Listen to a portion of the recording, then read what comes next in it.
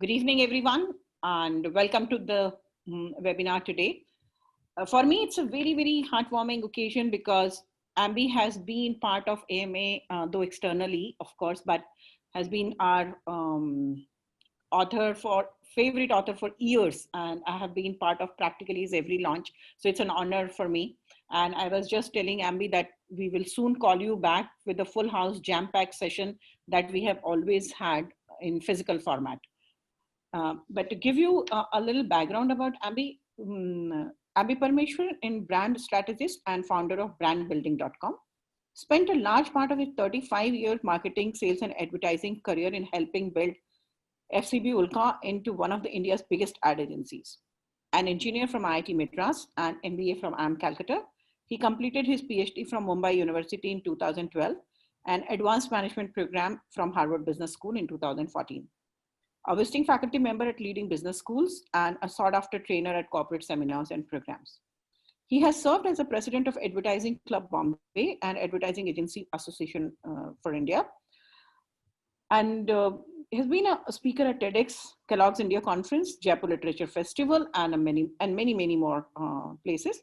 Ambi writes for various business publications and has authored and co-authored several books on topics ranging from brand building and advertising to consumer behavior and religion. So when we discussed this book, and I said, Ambi, why name it as spring? And he said the Oxford Dictionary defines spring as a twisted piece of metal that can be pushed, pressed, or pulled out, but which always will return to the position and shape that it had afterwards. And I think that's a beautiful quote to begin with. And probably there couldn't have been a better time to talk about this when we all have certain amount of discomfort and certain amount of ambiguity, and yet we are going ahead with our new normal and learned different things and skills. And believe me, we will bounce back. After all, it's spring. So here to Ambi for the book, and please walk us through your presentation, and we have a lot to talk about it. Thank you. I just want to check, can everyone see me? Because someone has been saying he's not able to see the video. So I'm just checking on that.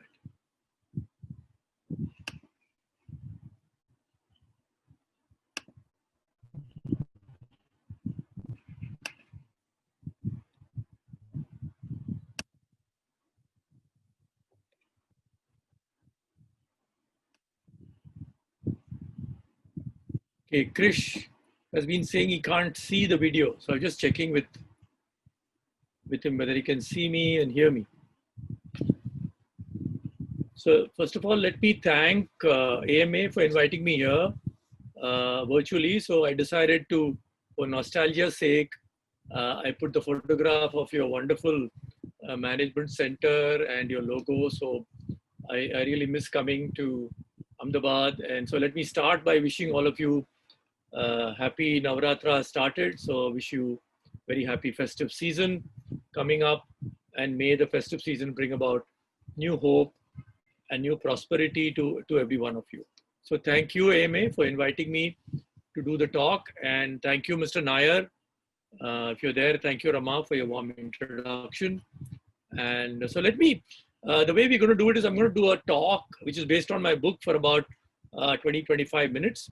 And then Rama and I will get into a kind of a discussion, and then we'll throw it open for Q&A. So that's the invitation to all seen. So thank you very much. As Rama very rightly observed, Oxford Dictionary says that a spring is a twisted piece of metal that can be pushed, pulled, twisted and turned, but it always bounces back to its original shape. Now, my book, Spring, that's why I called it Spring, is about bouncing back from rejection, how all of us face rejection, and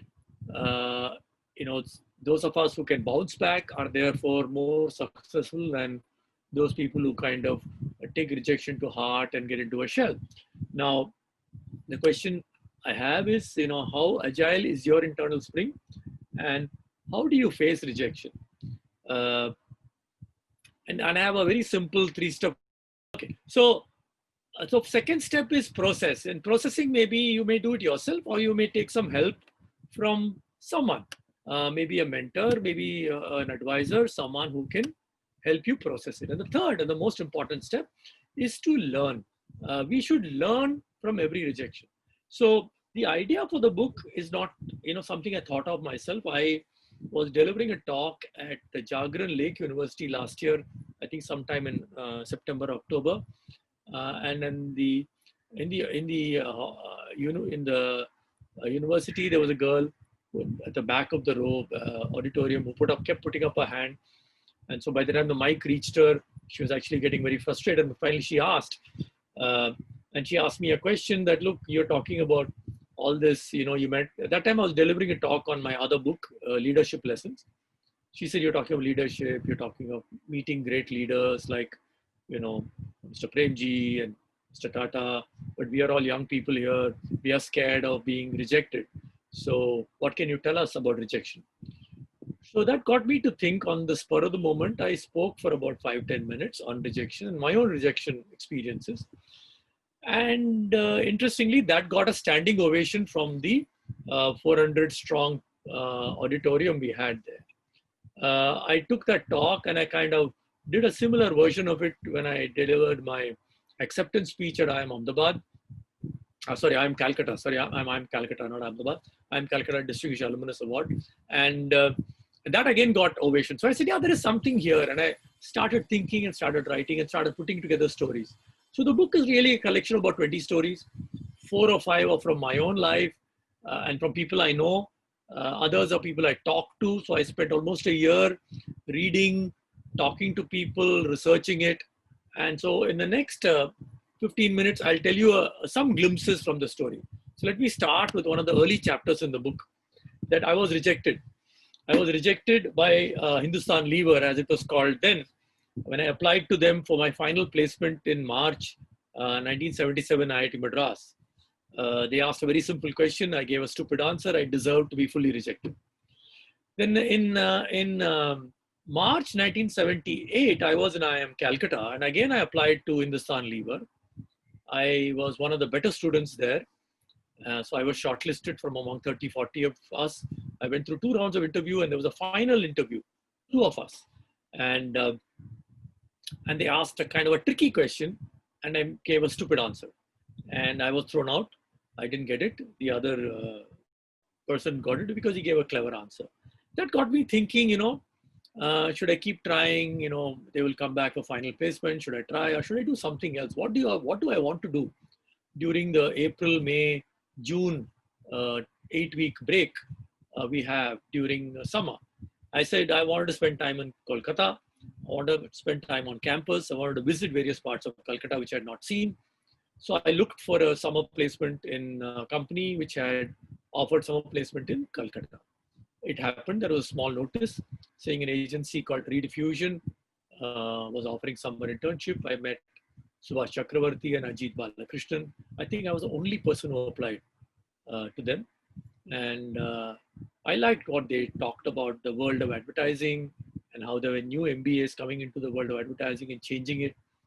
I quite liked the idea. I did my summer assignment. And the next year, March of 1979, when they made an offer to me, I accepted it. I didn't wait for the Hindustan Lever interview again to be rejected again.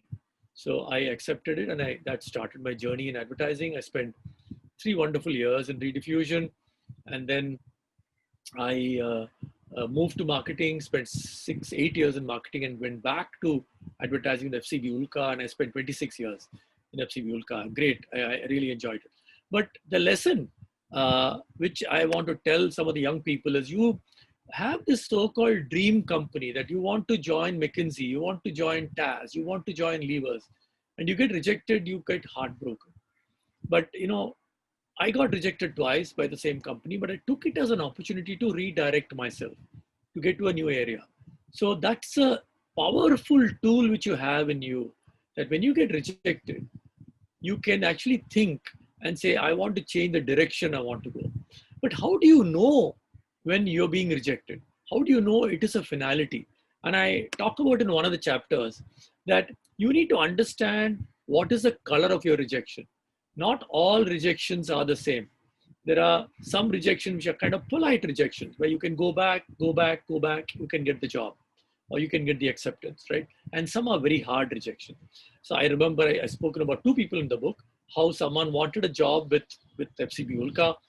He tried meeting me. I kept postponing it once, twice, thrice, 6 times. For 6 months, he kept calling me every month. At the end, after 6 months, I decided to meet him. And as luck would have it, there was an opening. He joined us, worked with us for 5 years, then moved out into a marketing role. And currently, he's a highly respected chief marketing officer of a company. I've narrated stories of a direct marketing wizard called Sridhar. I've also spoken about a very famous movie director today, Nitish Tiwari, who worked with us. So understand what is the color of rejection before you decide to redirect yourself. Okay? And that's the second lesson. The third, we all think that, very successful people don't get rejected at all. I mean, they're all born successful. The truth is, even some of the most successful people whom we think have never faced rejection have faced really bad rejections. And in fact, the most loved president we've had in recent time is Dr. Apj Abdul Kalam. Now, Dr. Apj Abdul Kalam was in charge of the SLV, satellite launch vehicle. And in 1979, 10th August, the vehicle went up and it came down in 317 seconds. Literally in 6 minutes, it was down. It was a total failure. And Dr. Kalam writes about this in his book. And he was really facing tremendous amount of internal challenge on how he could have failed so badly. And that was the time the media was wanting to meet the team which had this huge failure. He had a great mentor, someone called Professor Satish Dhawan, whom Dr. Kalam writes very fondly about. So Satish Dhawan said, "It is my job. So you guys stay in the back." And Professor Satish Dhawan went and met the media. He took the brickbats. And a year later, 18 July 1980, SLV was launched successfully. At this time, Professor Dhawan stayed in the background and Dr. Kalam was put in front of the media. And as you know, from 1980 onwards, Indian space scientists have done such wonderful work. And of course, Dr. Kalam went on to get global recognition, went on to become our beloved president. So when you're faced with failure, you have to understand how to silence your inner critic, because your inner critic is trying to pull you down. And that's a concept I read about. I'm not a psychologist, but I read about. And you can silence the inner critic to become more successful. Okay, and Dr. Kalam had a great mentor in Satish Dhawan, who helped him manage this transition. So all of us read books, right? And all of us think, these best-selling authors, they must have had great success. But do you know that most of the best-selling authors have been rejected not once, twice, many, many, many times? I'll just give you some numbers, right? Jeffrey Archer was book, Not a Penny More, Not a Penny Less, was rejected 16 times. J.K. Rowling was rejected 12 times.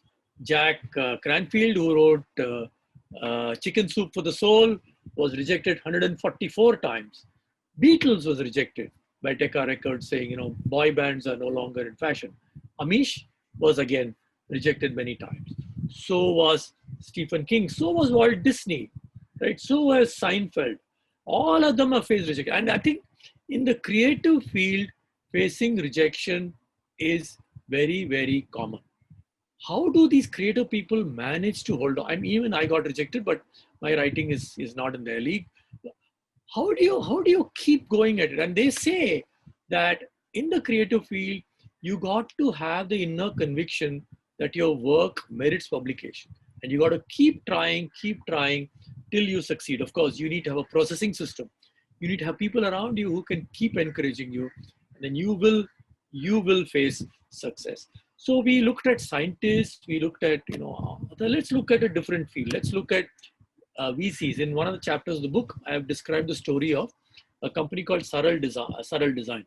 Saral Design, they make equipment which makes sanitary napkins. high quality sanitary napkins. They make the machine, they also make the napkin. The lady and the guy who started this company, both IITians, Sohani Mohan and Karthik Mehta, were rejected by 100 VCs, not 1, 2, 3, 100. They used to make 2 pitches a week to VCs and they used to get rejected.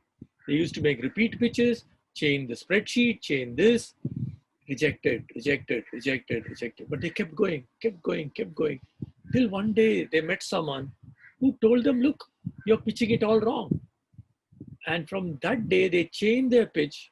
They went after a different set of VCs. And in the next 10 presentations, they got funding from something like 3 of those companies.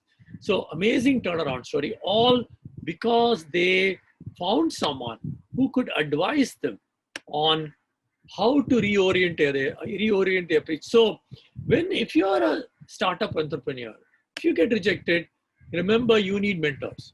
You need a mentor and use them well. And as Azim Premji said, if people are not laughing at your goals are too small. Okay, so we've looked at Dr. Kalam's story, we looked at J.K. Rowling, we looked at Saral Design. Now let me tell you another story from my own life. Right? This is a story about a pitch in new business. In advertising, you make a lot of new business pitches and you fail. You fail as often as you succeed. If you meet someone from advertising who says that he won every pitch, please don't believe it. Please don't believe it.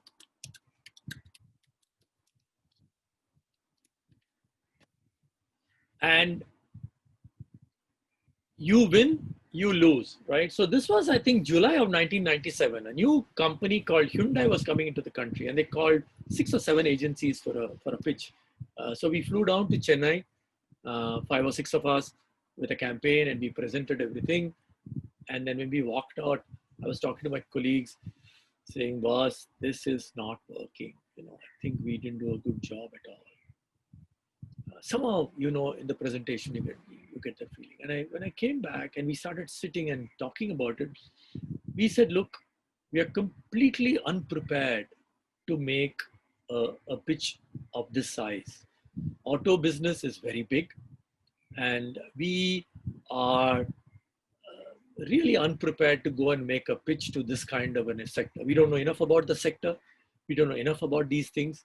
So we need to start rethinking how to pitch for this business. And we had read that Tatas were going to launch their new small car. So we started reading up on that.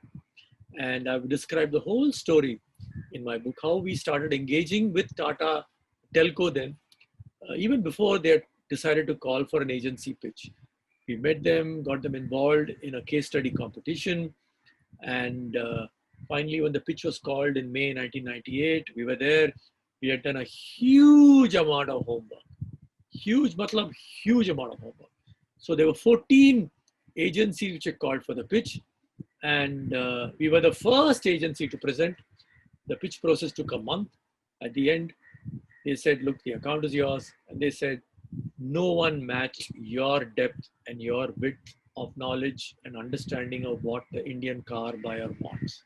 So we had used conjoint analysis, thanks to Mr. Dorab Sapariwala, who was advising us.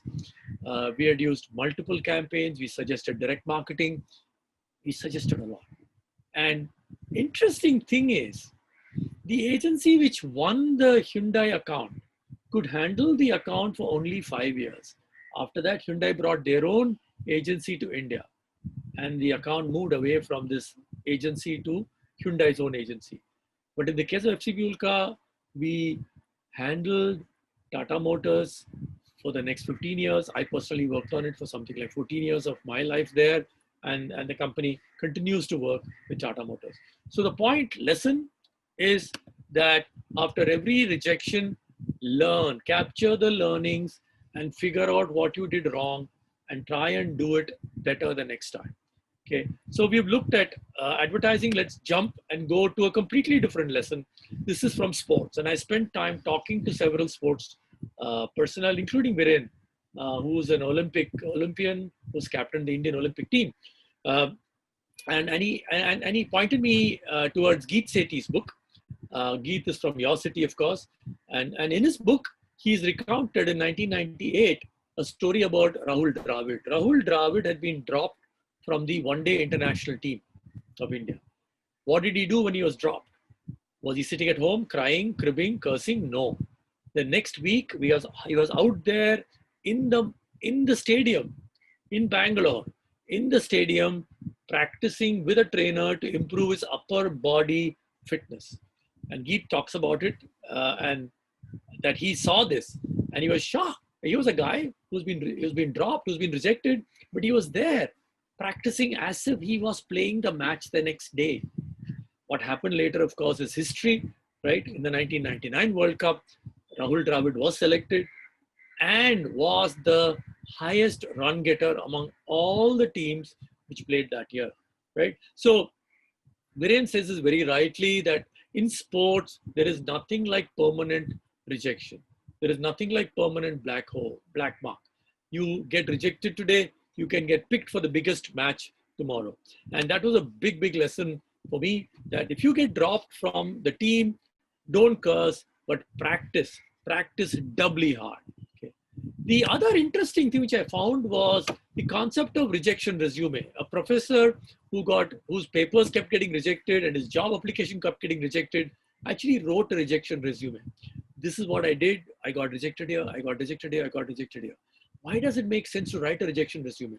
I think a lot of youngsters go to interviews saying, I succeeded in this, I succeeded in this. But smart interviewers, and I used to ask this question, okay, tell me about 3 successes. Also tell me about 3 failures and what you learned from the failure. So it makes sense, even if you're very successful, to put down what are your failures, what are your rejections, and what did you learn from those rejections. And in academia, it is common that you get rejected. You get repeatedly rejected because peer-reviewed journals, getting it published is very tough. And so smart academics understand that there could be a hidden gem behind a rejection, right? And there is this analysis which someone I know did, that he's got probably 20, 30 papers published in leading computer science journals. But he says that all the papers which win awards are those which have been rejected at least once, maybe twice or thrice. So the point that they get rejected and the reviewer writes has been rejected for this reason, the researcher goes and improves on the work he's done. And so he says earlier he used to cry when he got rejected. Now he says, when I get a rejected message, I go through and see that, okay, there is something in this, I'm going to work harder, right? I'm going to work harder. I'm going to make myself more successful. Okay, so, and now let me go. I started by that I got rejected by leavers, and let me talk about a nice story about almost like a revenge. So when I moved to Bombay to work at Apj Abdul Kalam, I was in Chennai, moved to one of the accounts I was assigned was Wipro Consumer Products. I was told to work on a brand called Santur, and the agency was convinced that they had a good campaign. The client was convinced the campaign was not right, and I was put in the middle to handle this, right? And I realized that there was a truth on both sides. The agency had cracked a very good idea, which was an extension of the Younger Looking Skin campaign, but somehow the idea had been presented wrongly to the client. As a result, the client saw it too modern, too dramatic, whereas it was actually a very good campaign. So I had to find a way to solve this problem. So I did what I call reframing. So I said, look, this is an ad which we all like. Mr. Client, you should approve it. But since you're a little uncomfortable, I've created another ad. Look at that. Client was actually very, very magnanimous. They said, look, let's make both the ads. And we ran both the ads. Right? Let me play the ad and hopefully it will play.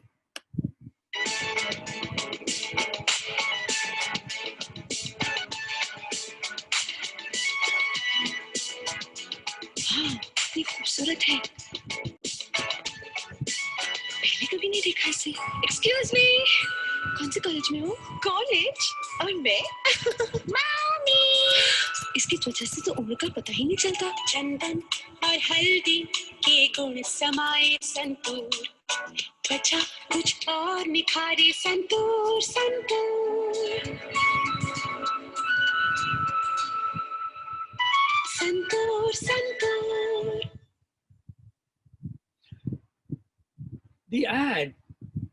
This ad was a turning point in the growth of the brand. The brand had been launched in 86, came to Ulka in 89. We did some good work, then the brand started slowing down. And in 94, 95, this ad was cracked. In fact, 2 ads were made. When the client went and tested the 2 ads, they found this ad, which they had rejected initially, saying it's too modern, ended up actually working better. So what was rejected got presented in a new frame, it got accepted, and this changed the trajectory of the brand. And I worked, I was fortunate, I worked on this brand for 20 years at Apj Abdul Kalam. And last year, in fact, Santoor overtook Lux to become the second largest soap brand in the country. So, in a sense, my not joining Hindustan Lever or Hindustan Unilever turned out to be a boon for Wipro, because I managed to help them build a brand called Santoor, which when I started working in 1994, Santoor was not even 1/10 the size of Lux. And last year, it became bigger than Lux. So it's amazing to have been part of that journey. And remember, it started with a rejection. It started with a client saying, I will not make this ad over my dead body, right? And then it completely changed things. So even when you're rejected, you can reframe the problem and face success. Okay. And the other important thing is that, remember, if you've not, you must be dealing with a lot of young people. Remember, if you've not faced rejection, maybe you've not tried hard enough. So you should use rejection as a symbol that I'm trying to do something which is beyond my capability. So I'm getting rejected. So as I get rejected, I will learn, I will become better, right? So I believe it's important that we should all build our own resilience, which is our inner spring, and we should help all people around us to build their resilience. Yes, we are going through very tough time now, but there are phenomenal opportunities facing us. We have to take risks. We have to see the positive side of everything. We have to build a strong rejection processing mechanism, and we have to build energy, enthusiasm, and excitement in everything that we do. So my book is really aimed at anyone who's in the range of 25 to 35 to 40, though a lot of friends of mine or my age found it very enjoyable. And I tell them, look, read it, but gift it to your son, gift it to your nephew, gift it to your neighbor's son, gift it to your neighbor's daughter, because it's meant for them. Anyone who's 25 to 35 today has grown up in a country where they've had an abundant choice of everything. Some people have not even heard of what is a ration shop, what is a black and white TV, what is this round phone, what is a waiting list. But some of us have gone through all that, right? And it's in our duty to prepare the young generation. And so this is, in a sense, my little commitment, giving back to the young people to say that, look, you can become a super spring after every challenge, every rejection, if you remember the simple 3-step formula: face, process, learn. If you understand how to face rejection, how to process rejection, how to learn from every rejection, you can become that much more successful. So thank you very much. Let me end with a quote from Nelson Mandela, who said, do not judge me by my successes, judge me by how many times I fell down and got up again. So thank you very much. And Rama, I think Yes, I'm done. All right. So let's now get on to. So Ambi, why don't we first launch the book and then we get into a little question answer, and let participant also have their. Okay, cool. Yeah. Okay. Yeah. So you have to switch on your camera. I have the book with me. So here it is for everyone. Ambi, I promise next time you'll be back with a full house again, and we will launch it together once again on a big stage. Thank you. But this Thank is you. for Thank you. everyone. This is a beautiful book, Spring. I have already read it. Um, uh, Sorry, I'm out and my phone is almost in a very, very bad connectivity and low zone. So I'm switching off the video. Thank you so much. And I have some question, Ambi, to begin with. Yeah, okay. So, Ambi, it's a fantastic presentation, and as always, but doesn't surprise me. But in your book, you have written specifically one thing. What are you chasing? What is it that you are chasing? And in that whole thing, you have also have mentioned about soul searching, and you started it in 1978, and you started understanding rejection and everything. So you have mentioned about your dream company, but I wanted if you can tell participant a little about what is about they are chasing. I mean, how do we find we are all chasing success and money and power and hajar other things? So how do we understand that part? You know, it's difficult for me to tell you what you're chasing is up, beyond you or not. But point is somewhere you need to get in touch with yourself and say, look, what is going to bring you happiness? I took a call in 1978 that okay, maybe I'm not cut out to join Hindustan Lever, and I started looking at other ways of doing things, and it worked out okay. But my question to people is that look, today there's a lot of obsession with I want to join this company. If I don't join this company, my future will get totally destroyed, etc., etc. I think the opportunities are immense out there, and there's no point getting into this negative state of mind because I tried to get into ITC, I couldn't get in, or I tried to get into TAS, I couldn't get in. Doesn't matter. I think you have to find your own rhythm, and I think a lot of young people, you don't know what you're doing. So when I joined advertising, I enjoyed advertising for 3 years, but I was not sure whether advertising was it. So I decided to go into marketing. Um, and I figured out that maybe marketing is not exciting enough for me, and I decided to get back into advertising, and it turned out to be a very good decision. So you have to figure this out between the period of your first job, maybe at the age of 23, 24, till about 35, 36. You're kind of figuring out what to do, and then when you're 35, 36, broadly what is going to be the runway. I even thought at one time that I will start my own agency, but I didn't do that. So we all go through those things. We don't have Rama. We may not have all the answers when we start. We totally agree with you, and it is understandable completely. Now I had one more question for you. The power of redirection, you have mentioned about the power of redirection is indeed great. How do you explain power of redirection and how does it play a role in being rejected again and again? And how do I keep directing myself if I have lost something? I mean, okay, so I like to redirect, but I feel so uncomfortable. I mean, I'm talking in general. How do I redirect myself? I'm so down with energy, drained out. So a power of redirection would be a great idea to talk a little. Okay, that's why I spoke about both the color of rejection and redirection. So sometimes what is really, there are 2-3 things. One is you need to understand how hard is the rejection. Is it a polite rejection? Is it a firm rejection? And once you know it is a polite rejection, then there is no harm in trying again and again, and hopefully you will get through at one time. But if you think it's a hard rejection, then it's a waste of time to try again. In which case you need to figure out and try and see if you can redirect yourself. So let's take the example of that Saral Design. They went through 100 rejections.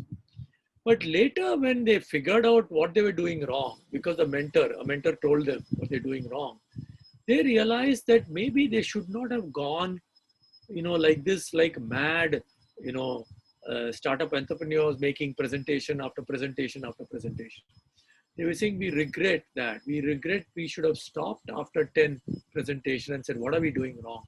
Okay, and they should have redirected at that time, but they waited for too long. The other important lesson which I've captured in the book also is that you have to realize that when you're rejected, you're not being rejected. Your idea is being rejected, your proposal is being rejected, your CV is being rejected. So you got to understand and not take it personally.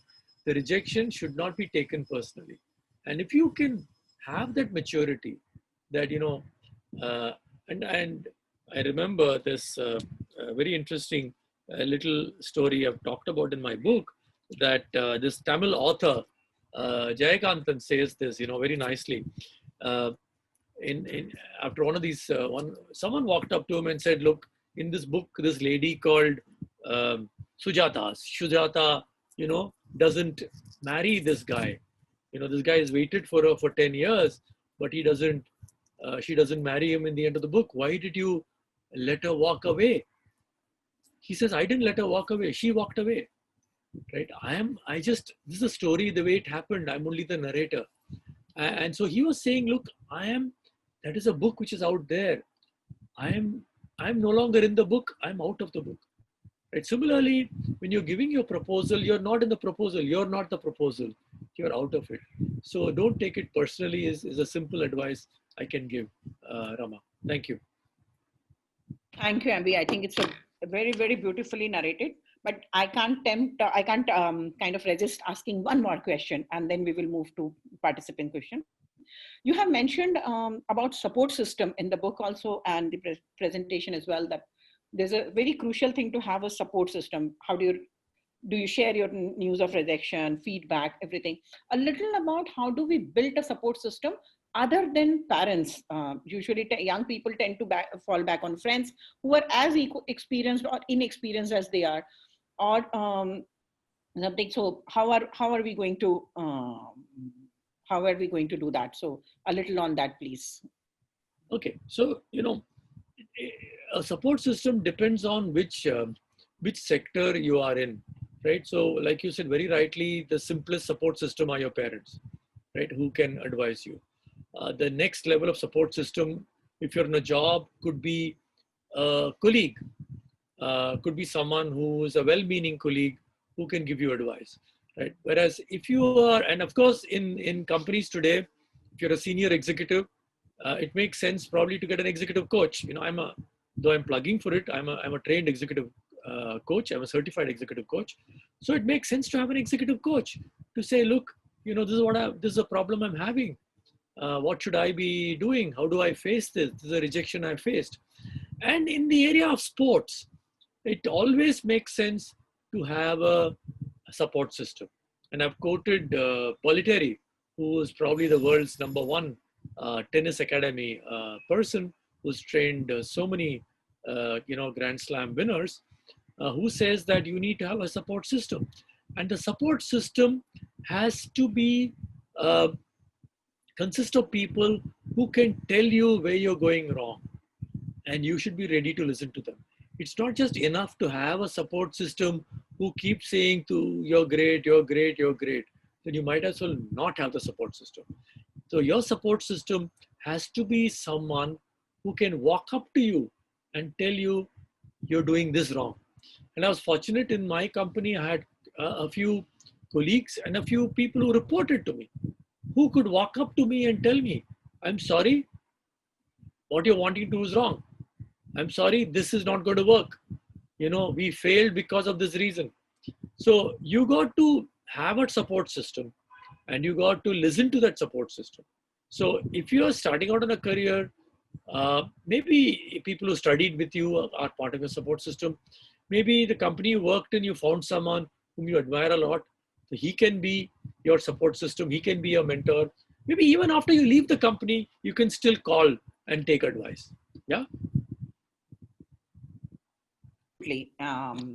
And I'm glad you mentioned this, that if everybody is saying constantly that you are superb, you are great, might as well not have a support system. But that actually is not support.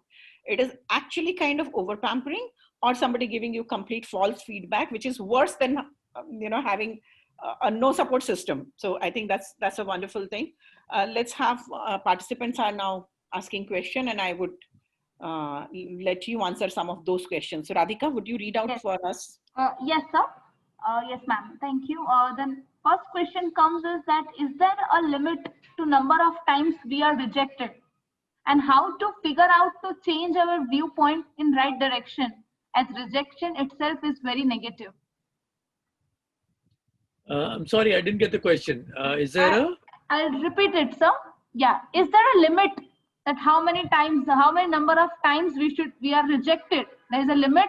And how to figure our viewpoint in a right direction, because rejection itself is a very negative thing which affects the psychology. Yeah. Okay, so let me say this clearly. Rejection is not a negative. Rejection has to be seen as a positive, right? So that's the first. If you get rejected, which means you're trying to jump too high, which is okay, right? So if you get rejected, don't see it as the end of the road, right? So remember, if you've not been rejected, you've not tried to do something which is beyond your capability. So one is that. And then second is, depends on which field you are in, right? For example, if you're an author, you want to get something published. And today Amish Tripathi is one of the most widely read authors in India.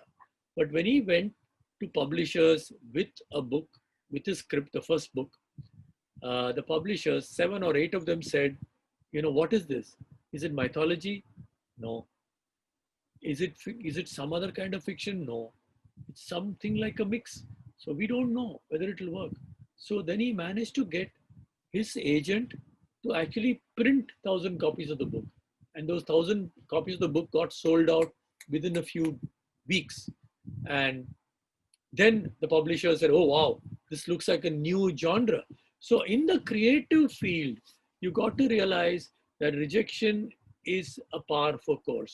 Of course, I need to caution that you got to have someone who can tell you honestly whether what you're writing is worth publishing. You got to have your inner conviction, yes. But in the case of Stephen King, he has written so many horror books, which some of you would have read. He was teaching English in a school, and he was trying to write his books and getting them published. And he was getting, sending short stories. They were coming back, kept sending them, kept coming back. And one day, his wife was cleaning the waste paper basket, and she pulled out, and while cleaning, she found that he had written a story, and she started reading it. And then she told him, look, this is great. Why don't you write it into a novel? He said, yeah, really? She said, yeah. And that became a book called Carrie, which then got accepted by the publisher. It went on to sell millions of copies, and it created this whole new genre of horror writing, right? So, but he had his wife who could tell him that, look, this is interesting, try it. So you got to find, if in the creative field, you got to keep at it. You got to keep at it. And please remember that have someone to tell you whether it is your writing is lousy or whether it's worth publishing. And then keep at it. Okay? Thank you. So we have a second. Thank you very much for that, answering that question. So the next question is, do you think Johari window and Swot analysis are good tools for analyzing rejection and find redirection? Yeah, for Johari window, for those of you, obviously this is a psychologist asking me the question, so obviously they know what is Johari window. For those of you who don't know, Johari window is about what you know, what you don't know, what others know, what others don't know. So one window is you know and others know. Like for example, I know I can speak, and you also know I can speak. I know I can write, you know I can write. But certain things about me, I know, but you don't know.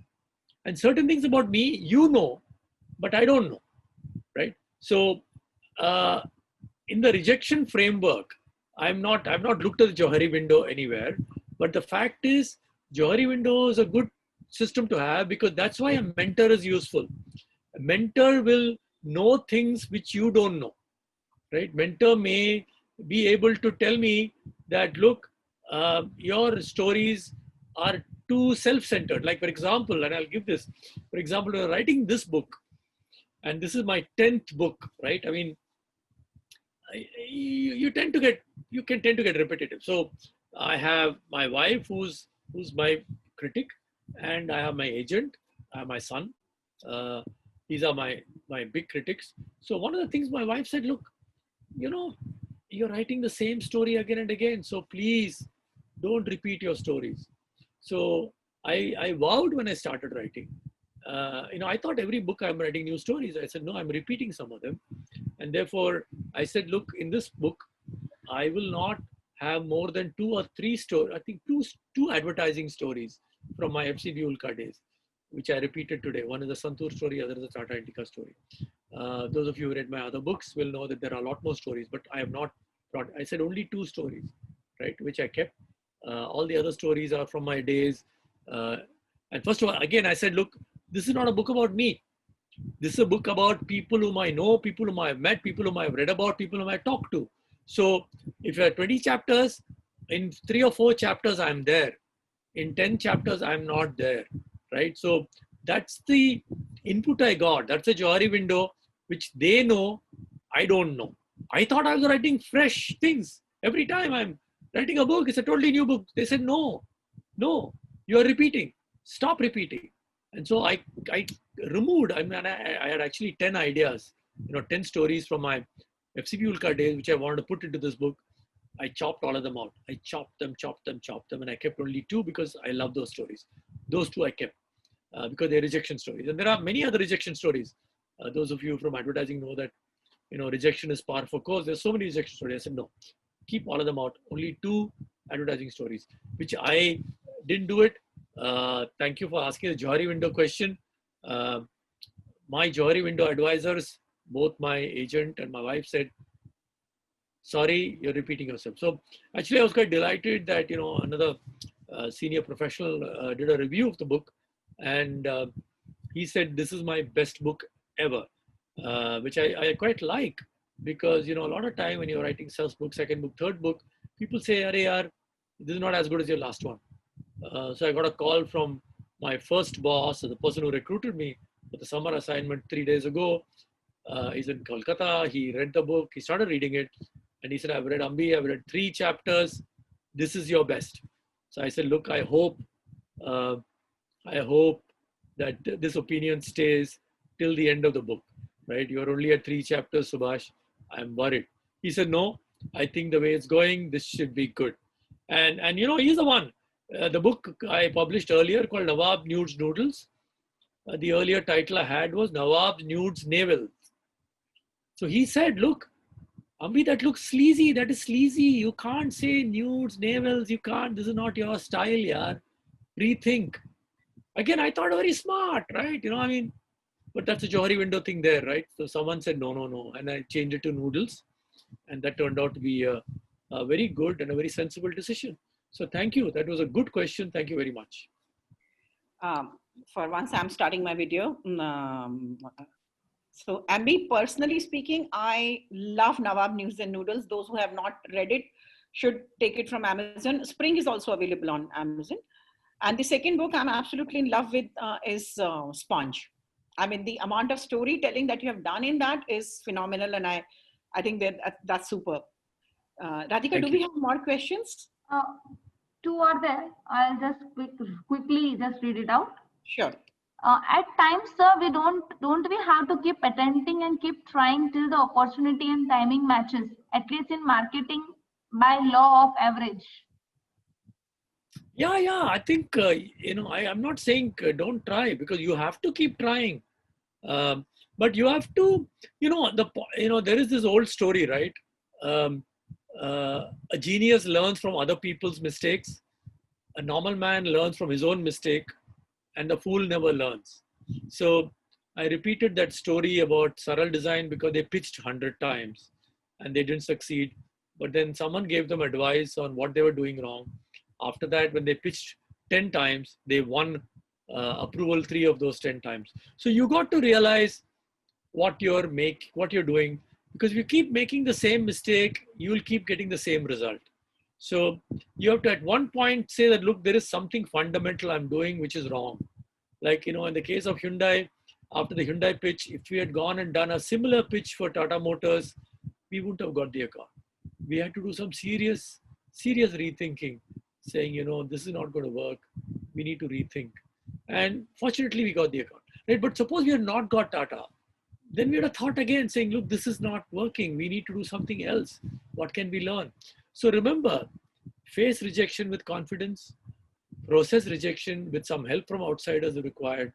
And then after every rejection, learn what the rejection is teaching you and then change your game, right? Just as Rahul Dravid changed his game, just as, Tiger Woods changed his game, right? You learn to change your game and then you will succeed, right? So one more question. Thank you, Ambi. What a thing. And I think the best thing that you said is that you learn to process rejection. And it's not you who's getting rejected. It's that idea. It's that pitch. It's the concept, but it's not you. So never take rejection personally.